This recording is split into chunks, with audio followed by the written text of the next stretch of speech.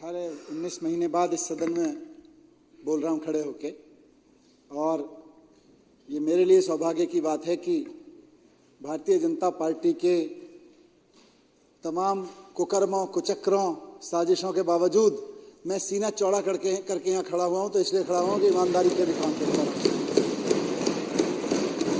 अभी ये भाजपा नेता बोल रहे थे, विजेंद्र गुप्ता जी, देश में कानून का राज है। यही तो फक्र है और इसी वजह से तो मैं आज यहाँ बैठा हूं कि कानून का राज है। अगर इनके पिताजी का राज होता तो मैं जेल में सड़ के मर गया होता। अगर इनके पप्पा का राज होता तो। देश में कानून का राज है, देश में कानून का राज है, देश में कानून का राज है। इसीलिए आज यहां बैठे और आपकी आंख में आंख डाल के कह रहे हैं कि चोटो छोड़ेंगे नहीं तुमको। देश में कानून का, अध्यक्ष जी वो लाइन इन्होंने पूरी नहीं की, इनके दिल का भी मुझे पता है, इनके दिल महसूस रहा था। बोले ये कहना चाह रहे थे देश में कानून का राज है, भाजपा में कानून का राज नहीं है। देश तो कानून से चलता है, लेकिन भाजपा 75 साल वाले कानून से नहीं चलेगी। उनको भी दुख है इस बात का। तो ये अब ठीक नहीं है। देखिए देश में कानून का राज है अध्यक्ष जी, प्लीज। देश में कानून का राज है। इसीलिए कश्मीर से लेकर कन्याकुमारी तक जितने विपक्ष के नेताओं पर इन्होंने गैर कानूनी काम किए, इनके हर गैर कानूनी काम पे इनको कानूनी गालियां पड़ रही हैं। सुप्रीम कोर्ट से लेकर, हाई कोर्ट से लेकर, अब तो लोअर कोर्ट भी इनको गालियां दे रही हैं। क्या कर रही हैं एजेंसियां? क्या ये बीजेपी से नहीं पूछे जा रहे हैं? आज सुप्रीम कोर्ट से लेकर लोअर कोर्ट तक, कश्मीर से कन्याकुमारी तक जो लताड़ रहे हैं एजेंसियों को, वो एक्चुअली तो भारतीय जनता पार्टी को लताड़ रहे हैं, क्योंकि देश में कानून का राज है और ये लोग गैर कानूनी काम कर रहे हैं, असंवैधानिक काम कर रहे हैं। कानून का राज है, इसीलिए पूरे देश में थूथू हो रही है इनकी कि भारतीय जनता पार्टी को सत्ता क्या मिल गई, एजेंसियों का खुला दुरुपयोग होने लगा। और सिर्फ नेताओं के खिलाफ नहीं अध्यक्ष महोदय, हम तो नेता हैं, लड़ने के लिए निकलते हैं घर से। जिस दिन सोचते हैं कि राजनीति में जाएंगे, उस दिन लड़ने के लिए तैयार होकर निकलते हैं कि लड़ना है, कोई रेड कारपेट लेकर नहीं बैठेगा। लेकिन इस देश के व्यापारियों के खिलाफ देखिए, कश्मीर से कन्याकुमारी तक अगर आप पीएमएलए के केसेस देख लीजिए, देश के हजारों नहीं लाखों व्यापारियों के खिलाफ भारतीय जनता पार्टी ने शोषण का अड्डा बना रखा है। ईडी को पीएमएलए के नोटिस दिलवाते हैं, 4 बड़े व्यापारियों को जेल में भेज देते हैं और उसके बाद कहते हैं भैया देखो 4 बड़े व्यापारी और 4 बड़े नेता जेल में डाल रखे हैं, 1 साल से निकलने नहीं दिया। आतंकवादियों वाले कानून, ड्रग माफियाओं वाले कानून लगा के तुमको भी जेल में डाल देंगे, चंदा दे दो। और चंदा देना पड़ता है बेचारे को। व्यापारियों का ऐसा शोषण कर रखा है, आप दिखा लीजिए। हाई नेटवर्क इनकम के कितने लोग भारत छोड़ के गए हैं और उनमें से कितने लोगों को पीएमएलए का नोटिस दिया गया था। शर्म से डूब मरेंगे भारतीय जनता पार्टी वाले अगर ये डेटा सामने आ जाए। बात हम सिर्फ अपोजिशन की नहीं कर रहे हैं। मैं तो 17 महीने इनके कुकर्मों के कारण जेल में रह के आया हूं। कानून का राज नहीं था इसलिए जेल में रह के आया हूं। कानून तोड़ तोड़ के राज बना रहे हैं। 17-18 महीने मुझको जेल में रखा, मुझको नुकसान हुआ। मैं अपने परिवार से दूर रहा, असेंबली से, विधानसभा से दूर रहा, मैं लोगों से दूर रहा, ये मुझको नुकसान हुआ। लेकिन असली नुकसान तो देश को हुआ, जनता को हुआ, दिल्ली की जनता को हुआ, जिसने भरोसा करके शिक्षा मंत्री बनवाया था, केजरीवाल जी को मुख्यमंत्री बनवाया था। केजरीवाल जी ने शिक्षा मंत्री का काम दिया था, मैं स्कूल बनवा रहा था, अस्पताल बनवा रहा था, टीचर्स यूनिवर्सिटी बनवाई थी, उसका क्या हाल है। स्किल यूनिवर्सिटी बनवाई थी, उसका क्या हाल कर रखा है इन लोगों ने। मैंने स्पोर्ट्स की university, skill university, teachers university बनवाई। टीचर्स को फिनलैंड भेज रहे थे पढ़ने के लिए, शिक्षा की ट्रेनिंग के लिए। आज मैं पंजाब के टीचर्स को भेज के आया हूं फिनलैंड, हमारे यहाँ दिल्ली के रुकवा दिए। ये नुकसान हुआ। मैं होता तो इन चीजों के लिए 4 वॉइस लड़ रही थी, 5वीं वॉइस मैं भी बन के लड़ता और इनको करते, लेकिन नुकसान हुआ। अध्यक्ष महोदय, मैं अपनी बात पे आऊंगा, उससे पहले भाई मदन लाल जी ने जहां से बात शुरू की कि बात सिर्फ मेरी नहीं है, बात सिर्फ सर की नहीं है, केजरीवाल साहब की बात यह है कि लोकतांत्रिक रूप से जब जनता ने इनको इनकी औकात दिखा दी कि भाई तुम्हारी औकात 7-8 सीट से ज्यादा नहीं है, और पहले तो 3 सीट से ज्यादा नहीं थी, उस वक्त इन्होंने, मदन लाल जी ने थोड़ा सा डेटा पढ़ा, 50 केसेस दिल्ली के चुने हुए मुख्यमंत्री के ऊपर लगा रखे हैं। 12 केसेस खत्म हो गए, हमारे केसेस में से ज्यादातर खत्म हो गए, ये जो बचे हैं ये भी खत्म हो जाएंगे। इन्होंने 3 केसेस सत्येंद्र जैन के ऊपर लगाए, जिनमें से 2 केस खत्म हो गए, खारिज हो गए, 1 बच रहा है अभी, वो भी खारिज हो जाएगा। इन्होंने 1 केस गोपाल राय जी के ऊपर लगाया, 2012 का निकाल के गोपाल राय जी उससे डिस्चार्ज हो गए हैं। ये कानून के राज की बात कर रहे हैं ये?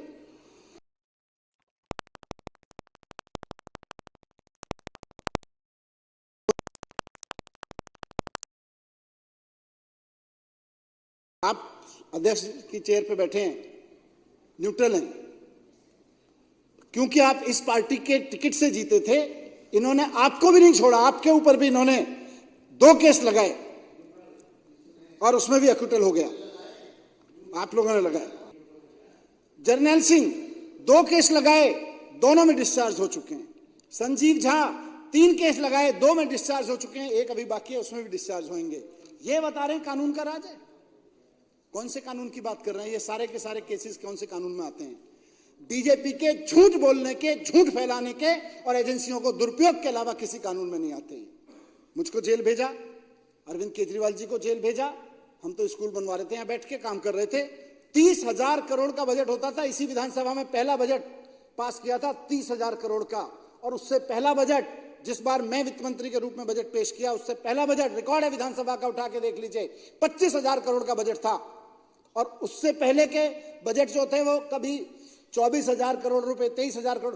पिछले 5-7 साल हमारे आने से पहले देखेंगे तो 20,000 करोड़ से 25,000 करोड़ पहुंचने में 5-7 साल रखते थे बजट को, लेकिन केवल 5 साल के अंदर अंदर 30,000 करोड़ का बजट 75,000 करोड़ रुपए पहुंचा दिया। अगर बेईमानी करनी होती तो उसमें से अगर 0.001% कर देते, मेरी पार्टी के कई साल के लिए फंड इकट्ठा हो जाता, अध्यक्ष महोदय।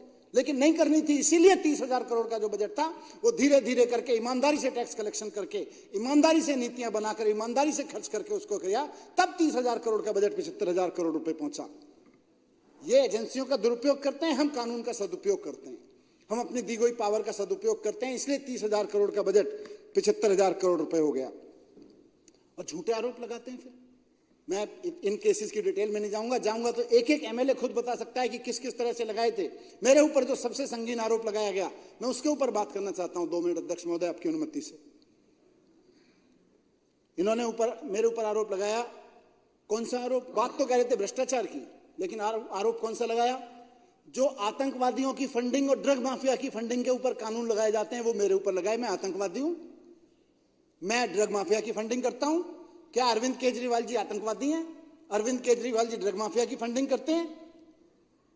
हमारे ऊपर आरोप लगाए जा रहे हैं कि मतलब जो कानून दुनिया भर में बनाए गए इसलिए कि आतंकवादियों की फंडिंग रोकनी है, आतंकवादियों की फंडिंग करने वालों के ऊपर लगाए जाते हैं, ड्रग माफिया की फंडिंग करवाने वालों के ऊपर लगाए जाते हैं। वो कानून मनीष सिसोदिया के ऊपर लगाए जा रहे हैं, वो कानून अरविंद केजरीवाल जी के ऊपर लगाए जा रहे हैं ताकि जमानत ना मिल सके। आरोप कोई भी ऐसे ही लगा दो, उसके बाद कानून की धाराएं ऐसी ऐसी लगा दो आतंकवादियों वाली, ड्रग माफियाओं वाली, ताकि जमानत ना मिल सके, और फिर यहां होके बोले जमानत जमानत। तो अध्यक्ष महोदय, कुल मिला के देखें तो इन्होंने जो साजिश रची, मनोहर कहानी रची, इनमें उसमें निकला कुछ नहीं, निकलेगा भी कुछ नहीं। और अभी तक जब इन्होंने खूब छान मारा, छापे मारे मेरे घर पे, एक चवन्नी नहीं मिली इनको मेरे घर से। सीबीआई वाले भी दुखी होके गए, जी क्यों पूरा दिन लगा दिया आपके घर पे। फिर इनको लगा नहीं उसके लॉकर में कुछ होगा, लॉकर में पहुंच गए सीबीआई वाले। इन्होंने उसको कहा सीबीआई वालों को, लॉकर में छान के आओ, लॉकर में रखा होगा, 2 साल से लॉकर खुला नहीं है इसका, जरूर लॉकर में कुछ होगा। लॉकर में भी निकला झुंझुना, बच्चे का झुंझुना निकला, चांदी का एक। फिर जो है ये खूब पड़ताल की इन्होंने, अफसरों से की, इधर की उधर की, मेरे गांव में ढूंढा, रिश्तेदारों से पूछा, सबसे पूछा। इन्होंने व्यापारियों से पूछा, जितने लोगों को लाइसेंस दिए गए थे सबसे पूछा, भाई किसी ने पैसे दिए? सबने ऑन रिकॉर्ड कहा जी कोई नहीं दिए, ना किसी ने मांगे ना किसी ने दिए। सबने ऑन रिकॉर्ड कह रखा है एजेंसीज के स्टेटमेंट में। लेकिन बीजेपी उनके पीछे पड़ी हुई थी। मैं सर कस्टडी में रहा हूं, सीबीआई की कस्टडी में रहा हूं और ईडी की कस्टडी में रहा हूं। और जब मैं कस्टडी में बैठता था तो बेचारों के पास, अफसरों के पास भी पूछने के लिए तो कुछ होता नहीं था। 10-15 मिनट, आधा घंटे बात करते थे, 24 घंटे कस्टडी में रखते थे, तो मेरे से गप्पे मारते थे, बताते थे। फिर धीरे धीरे वो खुलने लगे, बताने लगे क्या मामला है जी, क्यों हमें करना पड़ रहा है। बेचारे इज्जत भी करते थे, बोले जी थोड़ी सी हमारी भी घर में प्रॉब्लम है, बच्चों को समझ नहीं आ रहा कैसे पढ़ाएं, थोड़े उनके बारे में भी गाइड कर दो। मैं तो बैठ के उनके बच्चों के बारे में शिक्षा गाइड कर रहा था वहां बैठ के। लेकिन थोड़ी बहुत जो बात हुई उनसे, थोड़ी बहुत पूछताछ के नाम पे उन्होंने कुछ स्टेटमेंट लिए और जो बताया उन्होंने, लेकिन जब कॉन्फिडेंस में, मैं भी चौंक गया। भारतीय जनता पार्टी सीबीआई और ईडी दोनों के पीछे पड़ी हुई थी कि यह शराब घोटाले को 10,000 करोड़ का घोटाला बनाओ। अधिकारियों ने कहा साहब 10,000 करोड़ में से कोई चवन्नी तो मिले तब तो 10,000 करोड़ की बात करें, इनको यहां तो किसी के यहां चवन्नी नहीं मिल रही, कहां से 10,000 करोड़ का बनाए। तो कई महीने तक ये लोग बीजेपी वाले सीबीआई और ईडी के अफसरों के पीछे पड़े रहे कि इसको 10,000 करोड़ का घोटाला बनाओ, 10,000 करोड़ का घोटाला बनाओ। सीबीआई और ईडी वालों ने हाथ खड़े कर दिए, साहब नहीं बन पाएगा, अफसरों ने। फिर उन्होंने कहा अच्छा चलो 10,000 करोड़ का नहीं तो 1,000 करोड़ का बना दो। फिर उन्होंने कहा साहब 1 रुपया तो मिला होता, कोई चवन्नी तो मिली होती किसी के यहां से, नहीं मिल रही। वो जो वित्त मंत्री था उसी के घर से कुछ नहीं मिल रहा, कहीं से कुछ नहीं मिल रहा, कैसे 1,000 करोड़ का बना दें। तो फिर उन्होंने कहा अच्छा चलो ऐसा करो 100 करोड़ का बना दो। 10,000 करोड़ का नहीं बना, 1,000 करोड़ का नहीं बना, 100 करोड़ का नहीं बना। उस पर भी उन्होंने कह दिया साहब कुछ चवन्नी तो मिले, 1 रुपए का भी नहीं बना पा रहे हम तो फिर इन्होंने उनको जो भी किया होगा, डराया धमकाया होगा, जो भी किया होगा, फिर किसी को पकड़ा, इसको पकड़ा, उसको पकड़ा, इधर से पकड़ा, जेल में डाला। उसके ऊपर वही आरोप लगाए आतंकवादियों वाले, ड्रग माफिया वाले। तो जो आदमी 10-10, 12-12 बार कह चुका था साहब मेरे से तो मांगा नहीं, मेरे से तो किसी ने पूछा नहीं, मैंने तो किसी को दिया नहीं, उसके स्टेटमेंट है उन लोगों के। अचानक उनमें से किसी आदमी को ये धमकाते हैं बेटा जेल है, सड़ जाएगा, तुझे बाहर निकालने का एक ही रास्ता है, तू मनीष सिसोदिया का नाम ले, अरविंद केजरीवाल का नाम ले। जो आदमी कह चुका था उसके स्टेटमेंट हैं और यही होगा ट्रायल में, देखिएगा। जिसके स्टेटमेंट हैं कि साहब मैं तो कभी मनीष जी से कभी कहीं मिला भी तो मेरी तो हिम्मत ही नहीं पड़ती थी उनसे बात करने की। जो आदमी रिटर्न में स्टेटमेंट दे रहा है इन्वेस्टिगेशन में कि मैं तो कभी मनीष जी से मिलता था, मेरी तो हिम्मत ही नहीं पड़ती थी बात करने की, उसको जेल में डाला। 6 महीने बाद उससे एक स्टेटमेंट लिया मेरे खिलाफ, कुछ उससे बुलवाया, मुझको उठा के अंदर जेल में डाल दिया। जब मेरी बेल का मैटर ऑनरेबल सुप्रीम कोर्ट में पहुंचा, ऑनरेबल सुप्रीम कोर्ट ने ऐसे ही इनकी हरकतों के कारण कहा था कि तुम जो ये कानून के सबूत लेके आए हो, जो सो कॉल्ड तुम्हारे सबूत हैं, 2 क्वेश्चन में फ्लैट हो जाएंगे तुम्हारे सबूत। ये बात सारे अखबारों में फ्रंट पेज पे छपी थी जब मैं जेल में था। 2 क्वेश्चन में फ्लैट हो जाएंगे तुम्हारे सारे सबूत, ये ऑनरेबल सुप्रीम कोर्ट ने कहा है। ये सबूत लाए हमारे खिलाफ, जिसको ऑनरेबल सुप्रीम कोर्ट ने कह दिया है भाई 2 क्वेश्चन में फ्लैट हो जाएंगे जब ट्रायल में चलेगा। तो मुझे जेल में रखा। फिर उसके बाद में फिर हुआ भाई अब संजय भाई को कैसे डालें। मैं अंदर था जब इसकी कस्टडी में था ईडी और सीबीआई की, वहां अंदर के अधिकारी मुझे बता देते थे देखो जी आपको लाए हैं। पहले 10,000 करोड़ की बात कर रहे थे बीजेपी वाले, फिर 1,000 करोड़ पे आ गए, फिर 100 करोड़ पे आ गए। बोले कुछ तो कर दो यार, कुछ तो लगा दो यार। तब भी नहीं लगाए तो बोले एक स्टेटमेंट के आधार पर लगाओ, इनको अंदर डालो। बजे हमें करना पड़ रहा है, क्या करें, नौकरी करनी है। फिर बोले, वो बता देते थे मेरे को, बोले अभी तो हमें आदेश है संजय सिंह को भी लाना है और बाद में थोड़े समय बाद केजरीवाल जी को भी लाना है चुनाव से पहले ही बता दिया था। बोले अच्छा जी, मैंने कहा चुनाव से पहले? हाँ। बोले चुनाव से पहले करेंगे कुछ ऐसा, ऊपर से जब आदेश आएगा करेंगे। खैर संजय भाई को ले गए, वहां भी सुप्रीम कोर्ट ने कह दिया कि देखो अगर हम केस की मेरिट पे चले गए तो तुम्हारा केस डिस्टर्ब हो जाएगा, इसलिए बेटर है इसको बेल देने दो। थोड़ी देर बाद में ईडी वाले बोले जाके बीजेपी वालों से पूछ के सर दे दो, बीजेपी वाले कह रहे दे दिया। मतलब आका का मतलब बीजेपी होता है वहां। संजय भाई को भी जेल हो गई, अब बेल हो गई। अरविंद केजरीवाल जी के खिलाफ क्या लगाया? एक आदमी सीएम साहब से टाइम मांगता है मिलने का, एमपी है वो, उसने टाइम मांगा, बोला जी मैं मिलना चाहता हूं, मेल भेजा, 1 बार भेजा, 2 बार भेजा, मेल भेजा, उसको टाइम दे दिया गया, मिल गया, मिल के चला गया। सर से पूछा कि भाई मेरी कोई जमीन है, कुछ ट्रस्ट है हमारी, उसके लिए कुछ जमीन वमीन चाहिए कहीं, इतनी बात कह के चला गया। लोग एमपी हैं, आ सकते हैं। सर भी मिल लिए उसको। सीबीआई अब जब सर के खिलाफ कुछ नहीं मिला, उन लोगों से भी कुछ नहीं मिला जिन लोगों के खिलाफ मेरे से बुलवा लिया था, जिन लोगों से मेरे खिलाफ बुलवा लिया था, तो फिर उस एमपी को पकड़ा क्योंकि वो इनका पुराना फंडर भी था, उसको पकड़ा। बोले जी अब केजरीवाल जी के खिलाफ बोलो। उसको पकड़ के ले गए। उसने बोला जी मैं गया तो था मिलने। लिखित में 6 मिनट बातचीत हुई थी, 10-12 अफसर मौजूद थे बातचीत में। साहब मैं तो जमीन की बात की थी उनसे, कह के वो आ गया। फिर उसने लगा यार केजरीवाल जी को किस बहाने से पकड़ा है, अब तो ये ना 10,000 करोड़ काम कर रहा, ना 1,000 करोड़ काम कर रहा, ना 100 करोड़ काम कर रहा। मनीष सिसोदिया वाले पे भी सुप्रीम कोर्ट से कह दिया है कि ये तो क्वेश्चन 2 मिनट में फ्लैट हो जाएंगे, तुम्हारे 2 क्वेश्चन फ्लैट हो जाएंगे, अब क्या करें। तो इन्होंने उस आदमी के बेटे को गिरफ्तार किया, MP साहब के, और उसको 6 महीने जेल में रखा। और 6 महीने जेल में रखने के बाद उसको लालच दिया, और मैं इन्हीं का भाजपाई शब्द यूज कर रहा हूं जानबूझ के, क्योंकि ईडी वही बोलती है कोर्ट में, या ईडी वही बोलती है अपने उसमें जो ये उसको डिक्टेट करते हैं। इन्होंने उसको शब्द को यूज किया और इनके वकील ने वहां पे वो शब्द यूज किया है कि साहब ऐसे लॉलीपॉप तो हमको देने पड़ते हैं। लॉलीपॉप दिया उसको। 6 महीने एक भाजपाई फंडर MP के बेटे को 6 महीने जेल में रखा, और फिर उसको, जैसा ईडी खुद मानती है, लॉलीपॉप दिया, तेरे को बचा लेंगे, तेरे को जमानत करवा देंगे, केजरीवाल जी का नाम ले दे। तो जो आदमी पहले कह रहा था जी मैं तो 6 मिनट मिला, 10-12 अफसरों की मौजूदगी में मिला था, उसने एक स्टेटमेंट दिया, जी मेरे से पैसे मांगे थे। उसका बेटा बाहर आ गया। अब ये तो इसीलिए ऑनरेबल सुप्रीम कोर्ट ने कहा था कि ये ट्रायल में चलेगा तो 2 क्वेश्चन में फ्लैट हो जाएगा। अरे एक आदमी जो पहले कह रहा है जी 6 मिनट मिला था, मांग के अपॉइंटमेंट मांगा था, रिकॉर्ड पे अपॉइंटमेंट मांगा हुआ है, और 12 अफसरों की 10-12 अफसरों की मौजूदगी में मिला था। 10-12 अफसरों की मौजूदगी में 6 मिनट की मीटिंग में केजरीवाल जी ने तेरे से 100 करोड़ भी मांग लिए, और तू पहले मना भी कर रहा था जी मैं तो जमीन मांगने गया था। ये कोई केस है क्या? ये मजाक है। लेकिन क्योंकि इनके पास पावर है, इनके पास पावर है कि केजरीवाल जी जो काम कर रहे हैं दिल्ली में, उनको कह सकते हैं भाई ये तो आतंकवादी है, डालो अंदर, ये तो ड्रग माफिया है, डालो अंदर, वो कानून लगा लगा के अंदर डाल रहे हैं। तो एजेंसियों के दुरुपयोग का तो इनको PhD अवार्ड मिलना चाहिए इस देश में। इससे ज्यादा, और इससे मैं आपकी अनुमति से शब्द यूज कर रहा हूं, इससे ज्यादा टुच्चेपने के काम पे एजेंसियों का दुरुपयोग कहीं नहीं हुआ, कभी नहीं हुआ भारत के इतिहास में।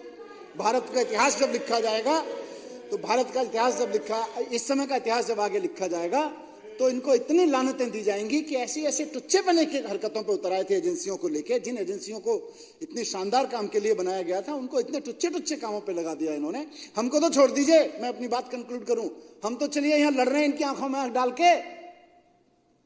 तमिलनाडु में एक किसान, उसका बीजेपी के किसी छुटभैया नेता से झगड़ा हो गया, बीजेपी के नेता ने उसको ईडी का नोटिस दिलवा दिया जो आतंकवादियों को दिलवाया जाता है। ऐसी ऐसी टुच्ची हरकतों पर उतर आए एजेंसियों के दुरुपयोग पे। और देश के व्याप, यहां से मैं बात शुरू की वहीं खत्म करूंगा कि हमारी तो बात फिर भी नेताओं की लड़ाई है, राजनीतिक लड़ाई है। सर कटाने के लिए निकल के आए हैं, जेल जाने से डरते नहीं है, सर भी काट देंगे तो डरेंगे नहीं। लेकिन इस देश का व्यापारी हजारों लोगों को, लाखों लोगों को नौकरियां दे रहा है, इस देश की इकोनॉमी में योगदान दे रहा है, और लाखों लड़के लड़कियों को नौकरियां दे रहा है।